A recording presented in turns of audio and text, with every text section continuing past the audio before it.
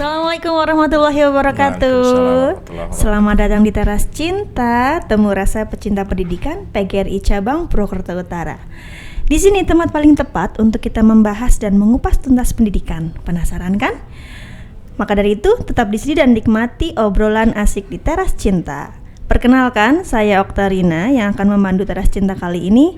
Dan hari ini kita kedatangan tamu spesial, narasumber kita. Beliau sangat mencintai dunia pendidikan dan memiliki komitmen kuat di dunia pendidikan. Oke, langsung saja bersama saya Pak Bambang Prilistyo. Apa kabar? Alhamdulillah sehat Mbak. Gimana kabar jenengan? Sehat, mantap. Oke.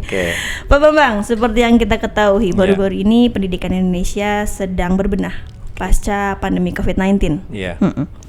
Dan tiba-tiba muncul kembali bahasan bahwa pendidikan Indonesia itu berkiblat pada filosofi Ki Hajar Dewantoro. Iya, KHD. Nah, seperti yang kita ketahui KHD itu bapak pendidikan kita. Iya. Nah, menurut Pak Bambang sendiri, filosofi KHD itu apa itu, Pak? Oke. Filosofi KHD jika kita kaitkan dengan proses pembelajaran saat ini, yang bisa saya ambil adalah pembelajaran yang sesuai dengan kodrat anak. Kodrat anak? Oke. Kodrat anak itu sesuai dengan kodrat alam dan kodrat zaman. Itu Pak? Ini perlu saya sampaikan nih. Oke, apa itu Pak? Kodrat alam? Rekan-rekan pendidikan semua juga tahu. Oke. Kodrat alam anak itu adalah anak suka bermain. Siapapun itu mesti anak suka bermain tuh ya. Betul. Kemudian kalau kode zaman itu bagaimana anak itu menyesuaikan dengan zamannya, sesuai dengan zamannya saat ini, sedang innya apa, lagi trennya apa. Nah mereka akan mengikuti itu, zamannya anak itu sedang apa gitu. Oke. Gitulah. Jadi disesuaikan dengan filosofi pendidikan kita sekarang, pembelajaran yang mengarah kepada kodrat alam dan kodrat zaman anak. Jadi gitu. Jadi pembelajaran yang bagaimana anak suka bermain,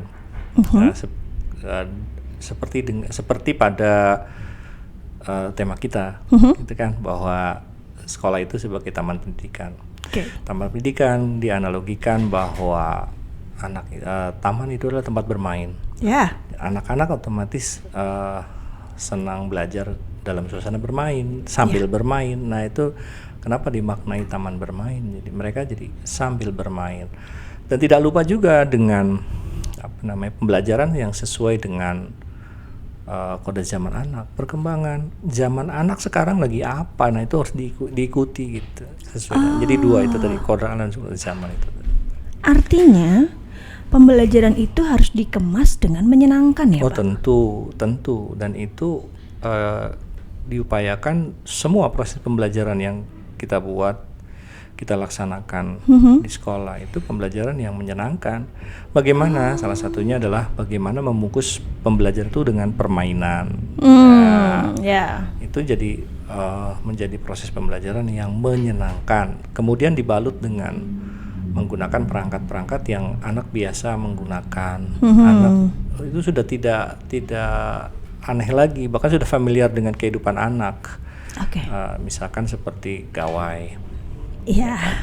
Kemudian ada bisa diistilahkan media sosial. Nah itu kan anak sudah tidak asing dan familiar tiap hari. Nah itu dimanfaatkan untuk pembelajaran. Nah ini menunjukkan sebuah proses pembelajaran yang sesuai dengan kodrat zaman anak gitu. Wow, memang menjadi seorang pendidik itu memang harus up to date ya Pak? Jelas. Ilmunya harus diperbaharui terus-menerus. Betul, berarti. Setuju. Saya sangat setuju. Guru itu kan harus bersifat dinamis. Dinamis dalam arti terus bergerak, terus berubah menjadi lebih dan lebih. Jangan pernah guru merasa cukup. Jangan pernah guru merasa udahlah aku di sini aja. Tapi harus dinamis. Kenapa? Karena untuk memenuhi dengan sesuai dengan kodrat zaman anak. Ketika nanti berubah lagi kita harus bisa mengikuti. Kenapa harus menyenangkan, Pak? Ya, otomatis. Tadi kan sesuai dengan kodrat alam. Dengan proses pembelajaran menyenangkan, kembali lagi dengan makna pembelajaran yang memposisikan anak sebagai subjek pembelajaran.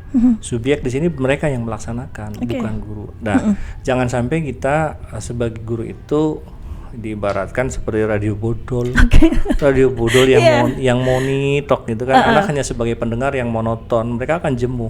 Kembali lagi kepada saya garis bawahi subjek pendidikan, subjek pembelajaran, maaf.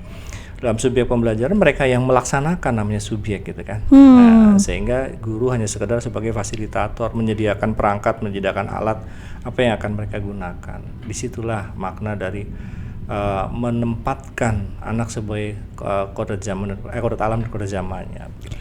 Lalu bagaimana seorang guru menciptakan atau membuat pembelajaran yang menyenangkan kalau begitu? Iya, otomatis kita harus kalau bisa dikatakan merubah dulu pola pikir kita.